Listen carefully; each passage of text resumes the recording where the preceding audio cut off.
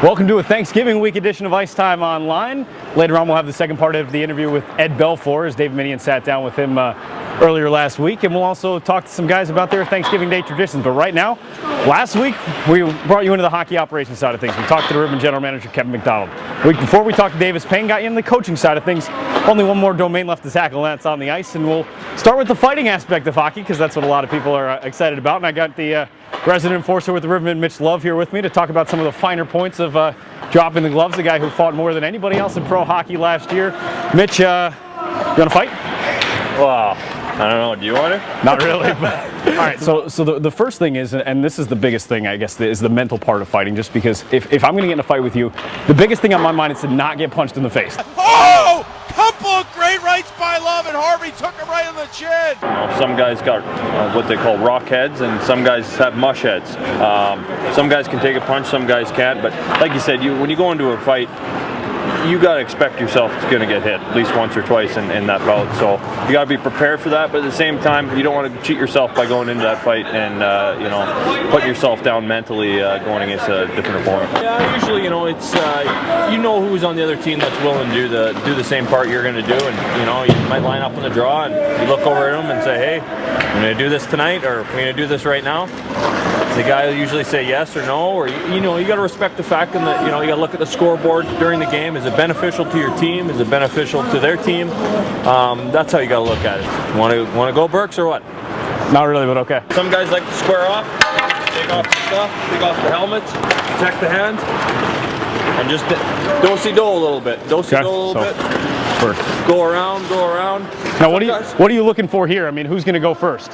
Well, you kind of just lean, you kind of watch. I always watch a guy's hands, I watch his eyes, just to see what he's doing. I'm not the biggest guy in the world, so I kind of got to, be a little more careful than others. But I'll try to watch his more dominant hand, grab onto that. Okay. Say that. I'm going to say, you're right, it's your dominant hand. He's right.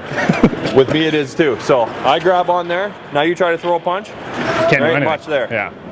So then, your opponent's going to try to grab on the other side too. So, you try to eliminate that from happening. So you got your arm cocked back and can do some damage. Strachan's got the size advantage. Burke came with a right.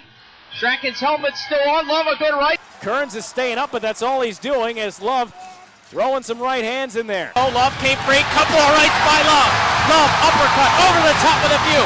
One of the things that I've seen a lot lately in the last couple of years is the development of this left-handed jab. When you've got a guy here who's just kind of giving those shots to the face. Now that's just something to kind of get a guy a little bit maybe off his game and try and stop you from doing that and open up something else. Yeah, I think some guys, like you said, more and more in the game nowadays, the guys are doing that. I think they're just kind of trying to rock guys off their feet a bit, kind of get them a little wobbly, and then come across with a right or a left. And personally, for me, it kind of gets me more distracted than anything. If I'm doing it, I feel like as if I'm, not as dominant with my right hand. So I just try to hold on to the one guy's hand.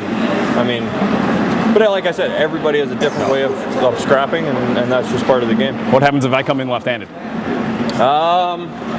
Those guys are tough to scrap. Yeah.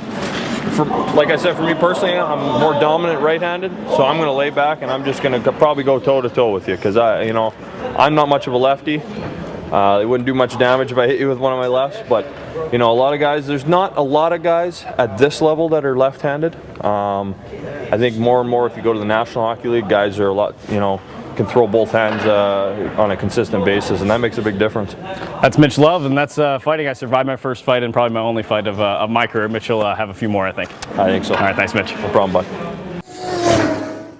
Ice Time Online here, Thanksgiving week, and we're in the Rivermen locker room. We're going to talk to some guys about their traditional Thanksgiving table. Growing up in Canada, we have these things called pierogies, which are pretty much a pasta shell with potato in the inside with some cheese, and you load it up with sour cream, onions, bacon, pretty much all the stuff that's good for you. Top it off with some cranberry sauce or whatever you choose, and then you have the yams, sweet potatoes, pumpkin pie, my favorite part, and good friends, good times. Someone would bring a dish that got a lot more attention than the other dishes. I remember one year I had an aunt that I won't mention her name, but the gravy was a little thicker than normal. It was actually looked more like a meatloaf, and I remember people trying to cut it with knives and stuff like that. And there was weird marshmallow mixed with carrot shaving dish with Jello. I'm not sure if that was a dessert or a salad. So it was always interesting to see which family member would mess up their dish and get roused about it for Sunday dinners for the rest of the year. Ed Belfour has been one of hockey's most successful and decorated goalies. His intensity and razor-sharp focus are every bit as legendary. Yeah, you're 44 years old, but you still had that itch to play back at the beginning of the summer. You had some things you were considering, didn't you? Yeah, of course. I don't think that'll ever leave. That's the biggest part for me, is I miss that. I always feel like I still want to be out there, but at the same time, I'm getting older, and you got to make some wise decisions. I think this is a good role for me, moving out of playing and still keep in touch with the game, and I get a chance to help some young guys try and reach their goals. Now, I'd be remiss not to say something about Game 4. And you know where we're going here. The infamous interference goal that ended that playoff series against the Blues and Blackhawks. Well, the series obviously didn't go our way in Chicago. I think it was Brett Hall behind the net interfered with me, and it was one of those plays that happens during playoff hockey once in a while. I felt cheated on the play. The ref was standing right there. I think it was Schick. But that happens, and at the moment, of course, I'm being such a competitor, emotions get the best of you sometimes, and I hate to lose, so I think I broke the stick, and and then some. And then some, yeah. It doesn't get any better than this. Turnover at the blue line by Denny Savard. Brown quick to hop on it. Now he makes a good play by going over to the strong side and goes over to Fedorov, and oh man, what an outstanding save. Oh gee, just look at that. That's unbelievable. That is unbelievable. From the goal cam, I said that white glove was working magic. Wow. He's pulling stuff now. Hi everybody, my name is Jonas Junlund with the Pura Rivermen. I'm from Linköping, Sweden, and I'm here today to talk a little bit about what we celebrate back home, because we don't celebrate Thanksgiving, and we have something called Midsummer instead.